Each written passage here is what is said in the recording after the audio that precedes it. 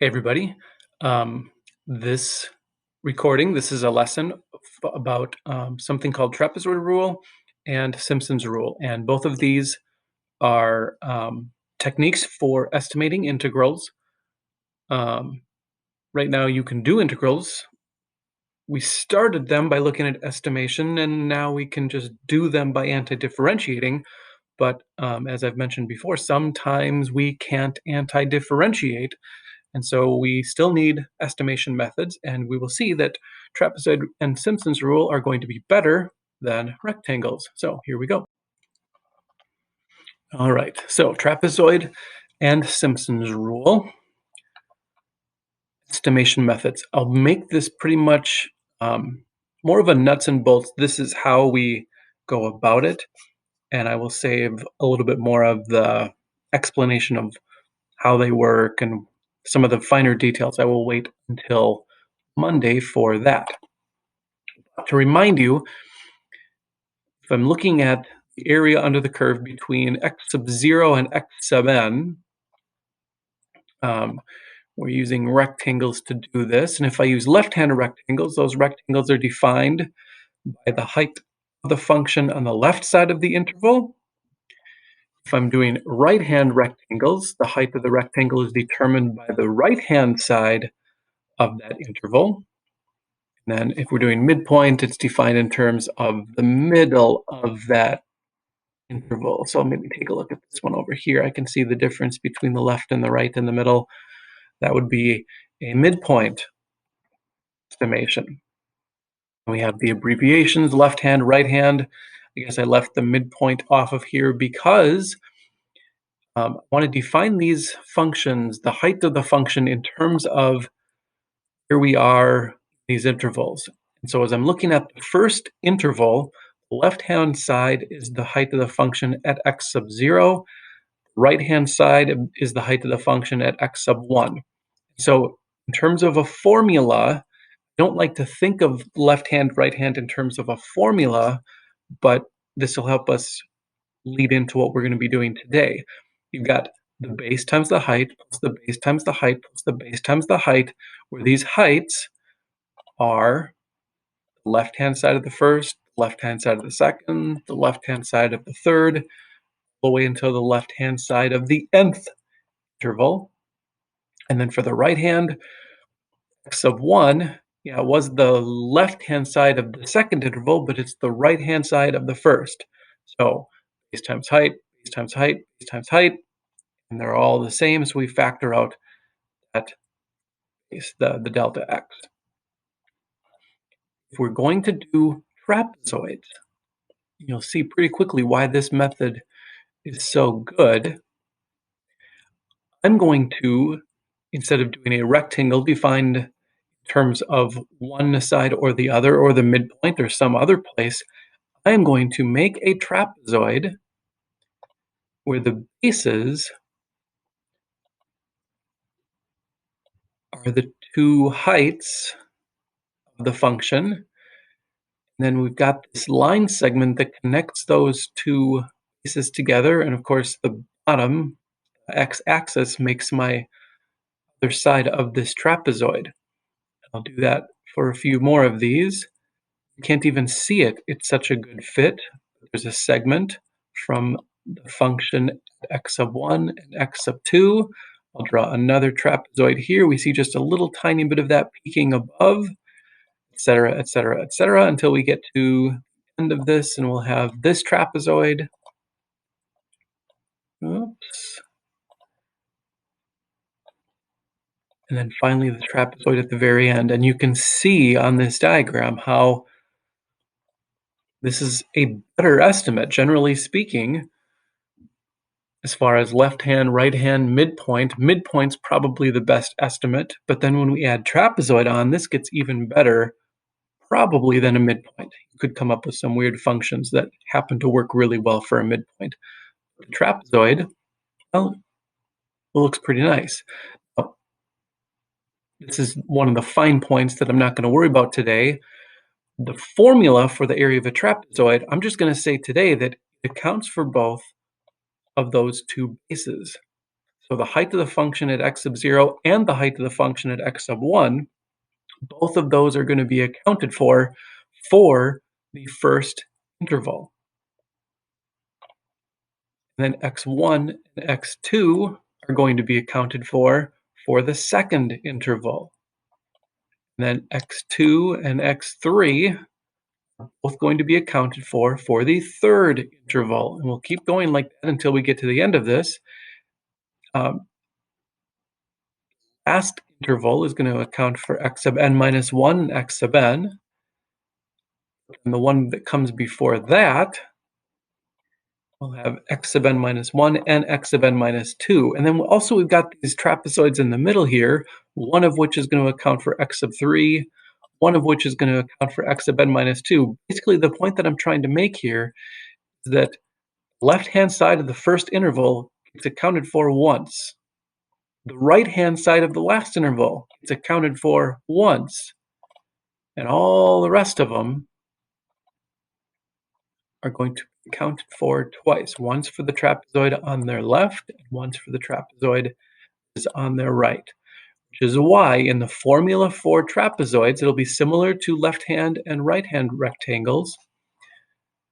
Formula up at the top of the screen here is we're going to have that same delta x factored out. That delta x is just the width of our intervals. The divided by 2, that's coming from the formula for the area of a trapezoid. If you don't remember the area of a trapezoid, it's 1/2 times the height times the sum of the bases. And then that sum of the bases, that's accounted for in this formula where we have these coefficients. The first one only is accounted for once. F of x sub 1 is the right-hand side of the first trapezoid and the left-hand side of the second trapezoid. So that shows up twice, as does the next one, and the next one, and the next one, and the next one, all the way up until the penultimate term. And then finally, the last height only shows up on the right-hand side of the last trapezoid, and so that one only shows up once. And then just a quick side note, if all you care about is the answer, and you've already done the right-hand rectangle approximation method and the left-hand rectangle approximation method, just go ahead and take the average. The trapezoid rule is the average of the right and the left-hand rectangle approximation methods. If we haven't done both of those and we're just doing trapezoid rule, this is how it's going to work. I'm going to estimate this integral, the integral from 1 to 9 of 3 over x. We're going to do this with n equals 4. That means we're going to have 4 trapezoids. And so if n is equal to 4, if we're going from 1 to 9, the interval size is 8.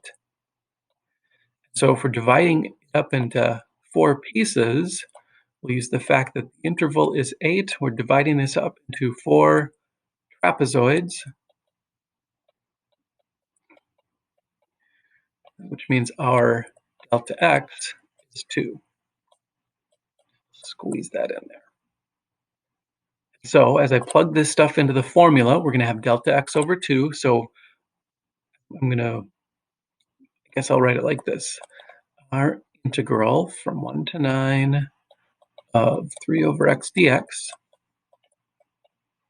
is approximately delta x, which is 2, we found already, divided by 2 from the formula. And then I'll have the height of the function on the left-hand side of the first interval. Maybe I'll think about the interval going like this. I've got 1 on this side, I've got 9 on that side. I'm dividing this up into 4 pieces, and my delta x is 2. So the next place I'll evaluate it will be 3, and then 5, and 7, and then 9. So plugging these values into my function in this case is just 3 over x. So 3 over 1 shows up just once. Then the pattern of coefficients, the second term is going to show up twice. So 2 times this function evaluated at my second value. So I guess 3 over 3. All the rest of these are going to show up twice, so 2 times the function evaluated at the next x value, 3 over 5, plus 2 times the function evaluated at 7. I'm on my last one. I'm on the right-hand side of the last interval, so this one will only show up 1 time. Pattern of coefficients. It's easy for me to say. 1, 2, 2, 2. Now we're on our last term, so this 3 over 9 only shows up once. And I'm regretting not having this done ahead of time. I'm going to try to do this quickly, searching for a calculator. I don't think you see my video right now, but I am going to, let's see.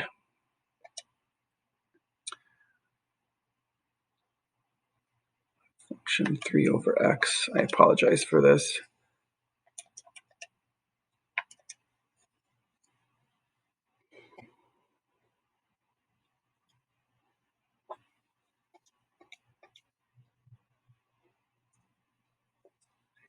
I think if I did that right, I believe I'm getting approximately 7.39, 7.390.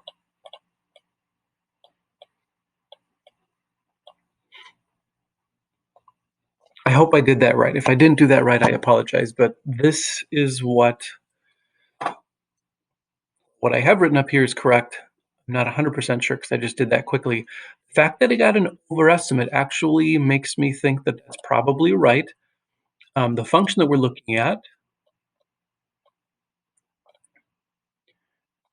the y equals 3 over x function, is a concave up decreasing graph. And if I think about what trapezoids would look like, my trapezoids are going to lie above the curve because of the concavity. Because it's concave up, my trapezoids are going to be an overestimate in this case. So the fact that I got something that's a little bit bigger than what the actual value of this function is, it's a good thing. So that is trapezoid rule, and we could mess with the number of trapezoids and get a better number. We can change the intervals, the size of the intervals, all kinds of different stuff. But I think, again, I'll save that for Monday. I'd rather also go through the second idea for today, which is a similar idea, except we are going to use parabolic sections. And this is beyond what I want to talk about today. I don't want to bog you down with a 45-minute video, but also this is beyond my memory of how this exactly works. But I do know that area under a parabola can be found taking the height of the function on the left side, the height of the function on the right side, and the height of the function in the middle of those two places. This area can be found by taking delta x, which is width of, I guess, half of the width of the entire interval that we're looking at. This area would be delta x over 3 times the height of the function on the left side, plus, testing my memory right now, 4 times the height of the function in the middle, plus 1 times the height of the function on the right side. And again, I don't remember why this works. I do remember learning this at some point, probably in a Calc 3 class or something like that. But this will give us the area under a parabola. And this is not an approximation. This is an exact value. This is a formula that will give you the area under a parabola, which is kind of interesting. Now, what we're going to use that for is, instead of using rectangles with flat tops, trapezoids with slanted tops, we're going to take this and, using 2 sections at a time, my first section is going to be a parabola that goes through this point, and this point, and this point. And you can imagine that a parabola that goes through those 3 points is going to be curved something like that. It's going to fit really, really nicely. The second section we're doing uses these 2 intervals, will be the parabola that goes through this point, and this point. Here again, I'm imagining a parabola that goes through those 3 points. And by the way, the fact that I can make a parabola goes through 3 non-collinear points is something that we used to learn about in Algebra 2 or pre-calc. And I think we've gone away from that at this point, but it is factual that you can come up with an equation for a parabola that goes through 3 non-collinear points. Anyway, the formula for this, I'm going to skip ahead. Instead of deriving it, I will tell you that it comes from this formula, and the rule for trapezoid, or excuse me, for Simpson's rule, looks like this. Same idea as trapezoid rule, really same idea as left and right hand rectangles. Delta x over 3, that's coming from that formula that I just had. Then our pattern of coefficients is, instead of all ones for rectangles, instead of 1, 2, 2, 2, 2, 2, 2, 2, 2, 2, 2, 2, 2, 2, 1 for trapezoids, I've got 1, 4, 2, 4, 2, 4, 2, 4, 2, 4, 2, 4, 2, 4, 2, 4, 2, 4, 2, 4, 2, 4, 1. We have to have an even number of intervals because of how this works, because I'm using 2 sections to get 1 parabola. My delta x is still the width of one of these sections. This is still my delta x. Double sections is just coming from the derivation of where this comes from. And this pattern comes from this 1, 4, 1. And as I look at one of these sections, as I look at this x2, I've got 1, 4, 1 for the purple part, and I've got another 1, 4, 1 for the red part. You see that that x sub 2 is accounted for twice, giving us that 1, 4, 2, 4. This one would show up twice, not 11. That's Roman numerals here. And then 4 times, and then 1, another 1 for the next interval, 4, 1, etc. Anyway, here we go. This is the formula. This is what you would need to know in order to do Simpson's rule. And I'll go through one more quick example. We'll do actually the exact same function. I'm going to change the number of intervals just so we see how that works. Instead of doing 4 intervals, I'll do this using 10 intervals. We are still going from 1 to 9, so I'll just make a quick sketch for myself to see what this looks like. I'm starting at 1, I'm going up to 9. I'm dividing this up into 10 intervals, which is a little bit more tricky than dividing into 4 intervals. It actually looks pretty good. I think I've got them 1, 2, 3, 4, 5, 6, 7, 8, 9, 10. All right, so my total interval size is 8 units. I'm dividing that up into 10 pieces, so each one of these is 0.8. So the first interval will end at 1.8. My next interval will end at 2.6, 3.4,